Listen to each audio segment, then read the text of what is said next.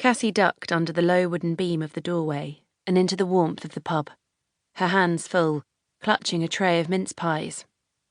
In one corner, logs cracked in the fireplace, and the smell of mulled wine, sherry, pine, and cheese all rolled into one. She walked towards the rustic bar, nodding to a few familiar faces as she passed the chatter of what must be nearly the entire village washing over her. It made her smile. Everyone out together on Christmas Eve, coming out to an event that she'd helped organise, and looking like they were really enjoying it. She caught sight of Tom, leaning against a stone wall and laughing as he threw his head back, his blonde hair, almost exactly the same colour as hers, flopping to one side. He hadn't noticed her coming in. He was chatting away to someone who had their back to her, beer in hand. Someone with messy dark brown hair, relaxed posture, a black jacket showing off those impressive shoulders. Her smile got bigger, and she tried to ignore the little lurch in her stomach, the way her skin started to buzz. It's just Sam, she told herself. Sam, who she'd known since forever. Sam, her brother's best friend. She glanced at him once more and nearly stumbled straight into the old oak bar, clutching the tray she was holding and throwing it out in front of her to save the mince pies. Watch out, Cassie, love. We don't want to see all your hard work ending up on the floor. Linda, landlady of the Red House, appeared on the other side of the bar, having come through the double doors that led to the kitchen.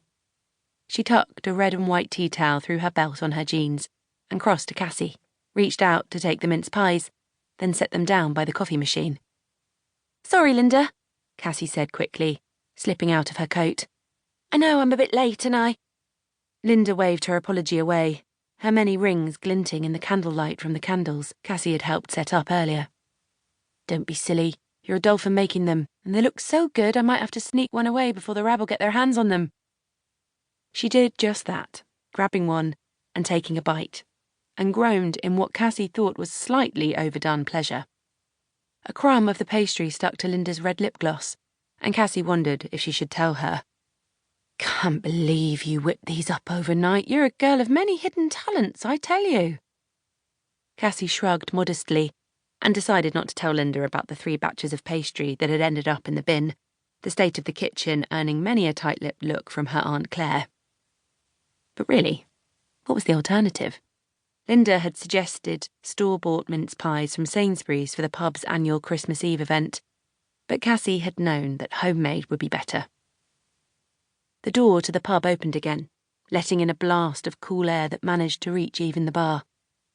Cassie looked over to see Hazel, her best friend since the beginning of primary school, coming in with her mum. Hazel spotted Cassie, and her eyes, green, not hazel, sparked as she closed the distance between them in a few long, elegant strides.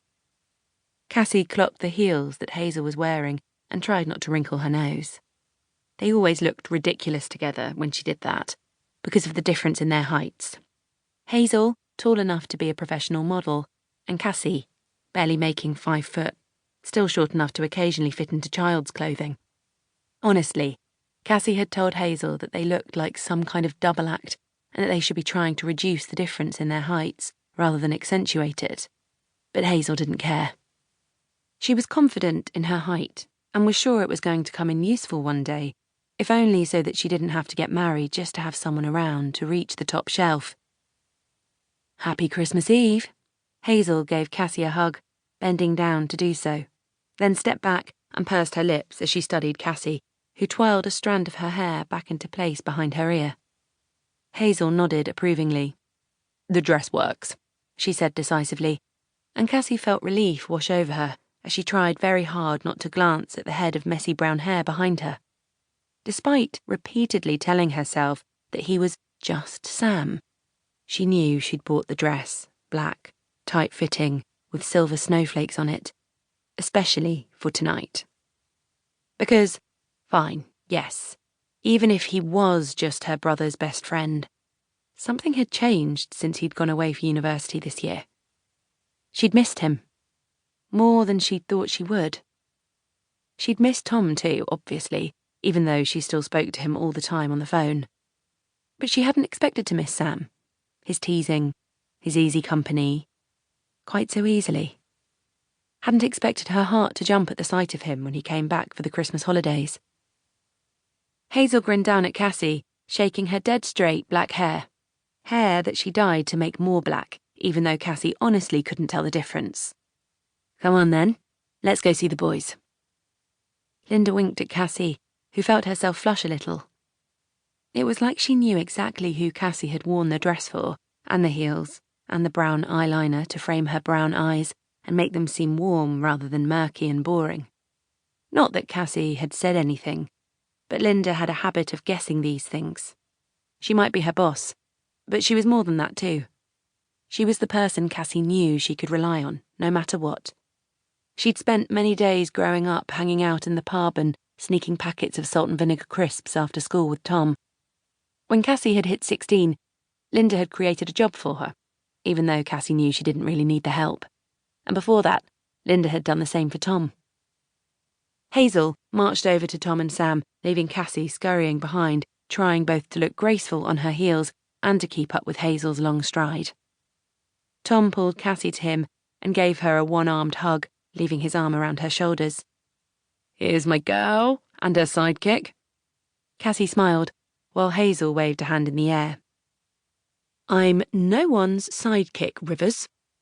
True, Cassie thought. She often felt like a sidekick to Hazel, rather than the other way around. Tom grinned, dropped his arm away from Cassie, and gave Hazel a quick, tight hug.